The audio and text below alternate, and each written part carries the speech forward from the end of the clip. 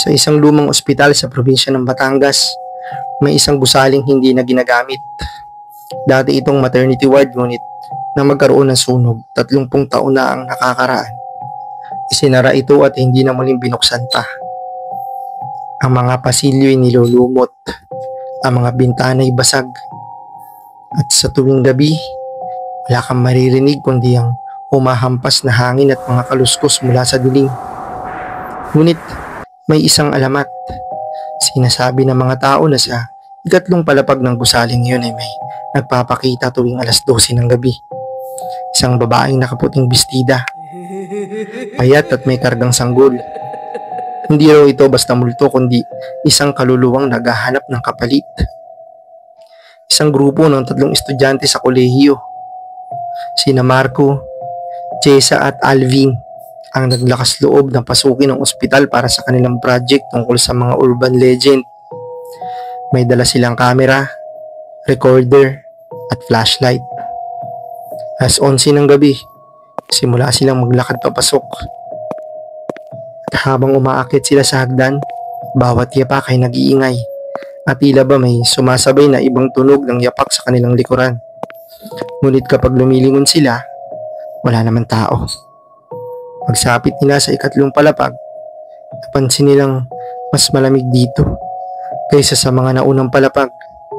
Ang mga pinto ng mga silid ay nakabukas at ang mga kurtina ay unti-unting kumakaluskos na parang may humihila.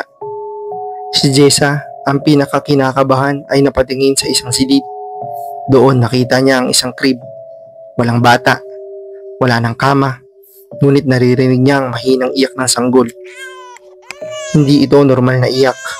Mahina, parang galing sa ilalim ng lupa.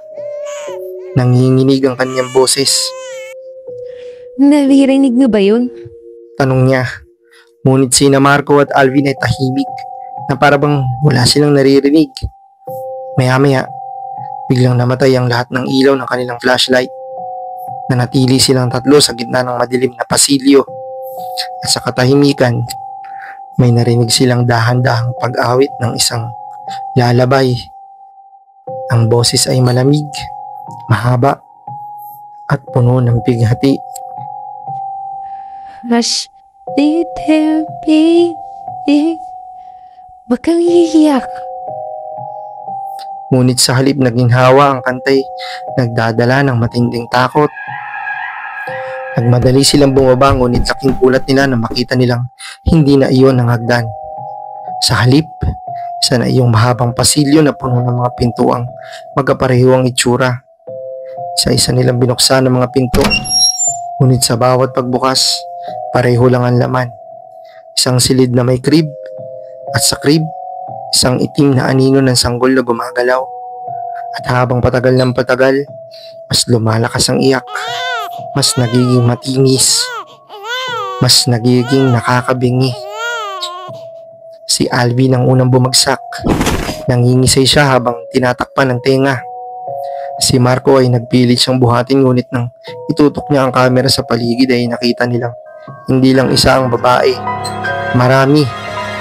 10, 20. Naglalakad sa dilim. Lahat nakaputi. Lahat may kargang aninong sanggol.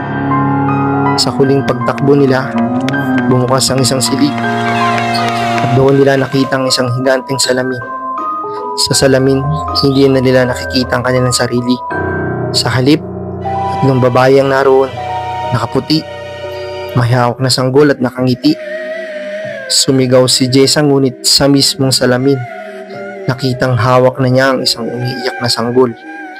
Si Marco at Alvin, parehong wala na ring muka, kundi mga aninong nakatingin sa kanya. At sa likod nila, ang boses ng babae. 3 na lang ang nadagdag. Huwag kayong mag-alala. Marami pa ang susunod. Kinabukasan, may mga taong pumasok sa lumang ospital.